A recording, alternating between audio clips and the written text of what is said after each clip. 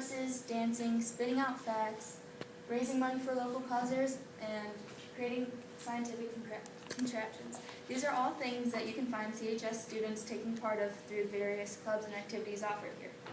Since all of you are in fact high school students here, I'm sure every one of you have participated in something in your high school career. Knowing this, we thought it was rather relevant to reveal to you different opinions and statistics concerning these clubs. Personally, I being a fellow student here, the information my group and I analyzed about the activities, academic-related clubs, and interest-based clubs enlightened me on some points, which is what both of us are here to do today. Next slide, please. To start off, let's look at the academic-based clubs. And these include National Honor Society, FAM, Youth in Government, or YIG, and Quiz Bowl and Science Olympiad. National Honor Society, next slide, please. To be a National Honor Society, the requirements are you have to have 25 volunteer hours per year to stay in it, but to get in you have to have a GPA of 3.5 or above. And what NHS does is it's a prestigious organization that funds for various causes. Like this year we fundraised for Make-A-Wish Foundation, we do Red Cross blood drives, and we even sent out Christmas cards to deployed military members. And this club stands out most to colleges, but we found out not to students, and Amber Anderson, next slide please, enlightened us about that. And to summarize this, she just stated that people who are on the borderline of that GPA line are influenced more to do better well in school because they're right there, but people who don't care about school, this won't influence them whatsoever. Next slide, please.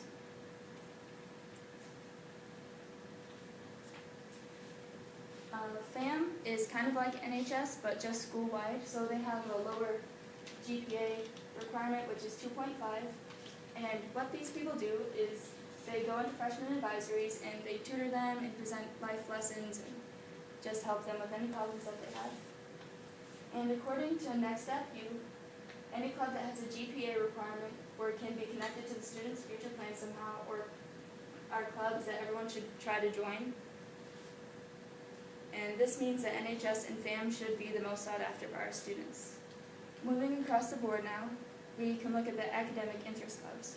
Quiz Bowl and Science Olympiad both fall into our academic category, but unlike NHS and FAM, they don't have any average grade minimum. Science Olympiad is a club where students can go to competitions and create projects and be in events. And Adam McDonald actually said that Science Olympiad gives me the opportunity to exploit his creativity. And what Quiz Bowl does is it's a group where people get together and it's kind of like a Jeopardy situation. And this year our Quiz Bowl team actually placed 3rd out of 15, which was rather close. And next slide, please. Youth in Government, or YIG, gives students a chance to see what government's like, and they actually go to Lansing to have debates, pass laws, and have mock trials. And these students get the wow factor in the college applications because not many people get this opportunity.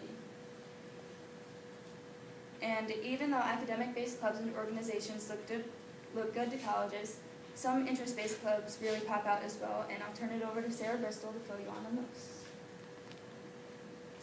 Interest-based clubs.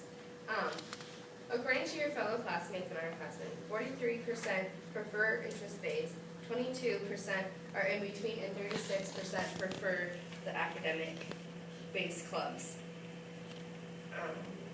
Next slide, please. Participation. The participation in clubs depend on a person's interest and their schedule. From our surveys we passed around, a couple of our surveys responses we received were mainly because of timing issues, and they don't participate because they have a lot of sports and homework to do. The clubs do take up amount of time, but like Rochelle said, it looks good on your college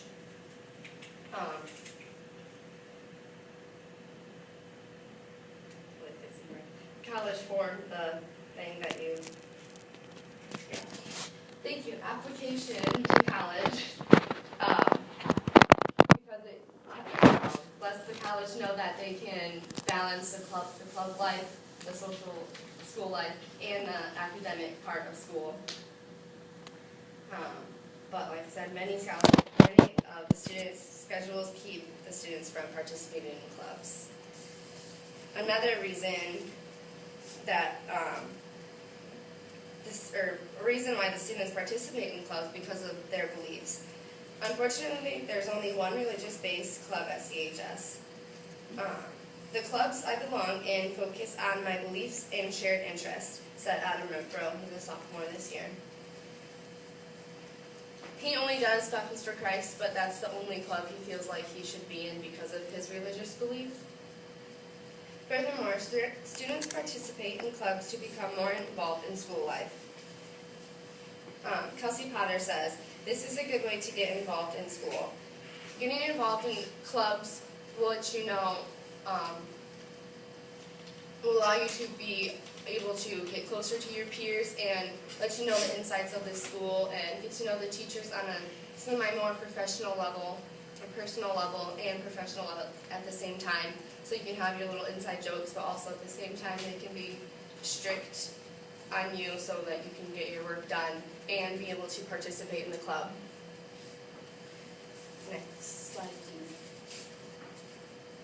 The interest-based clubs that Rochelle, Lexi, and I considered as interest-based clubs is Falcons for Christ. In Falcons for Christ, they do a daily prayer every Thursday, or weekly prayer, I guess. Every Thursday, we enjoy donuts and chocolate milk and just talk about Jesus and how we can spread his word to the fellow classmates in our school and how we can better the spiritual realm of the school. We considered FAM both an interest-based and academic-based because, yes, you do learn and expand your knowledge, like Rochelle was saying, but you also have fun. The FAMs take their freshmen out and play games, or they just play games in the advisory with them. Like they get to know your games in the beginning, or during like study exam week. We usually have 1 week of a free day that we get our mind off of exams if they don't have an important exam that day. Equestrian Club. There's only a few students that are in this club, but they go to horse shows, do horse racing, and then just hang out and ride their horses together. Interact Club. They go around and do community service, and then they clean up the school. And it's more to get community service hours, and it's also to connect with fellow students and better the community and their school. Ski Club.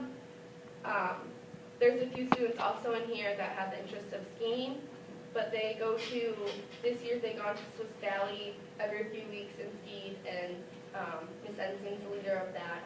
They got to know her on a more personal level, and they got to interact with the middle school and the high school, because it's a big, large group together.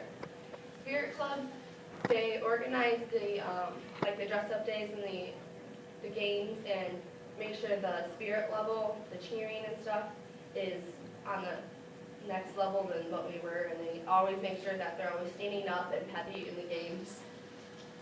Jazz Band, I believe we didn't have it this year, but we did have it in the past years, which I'm not sure exactly what they do, but it's a jazz band.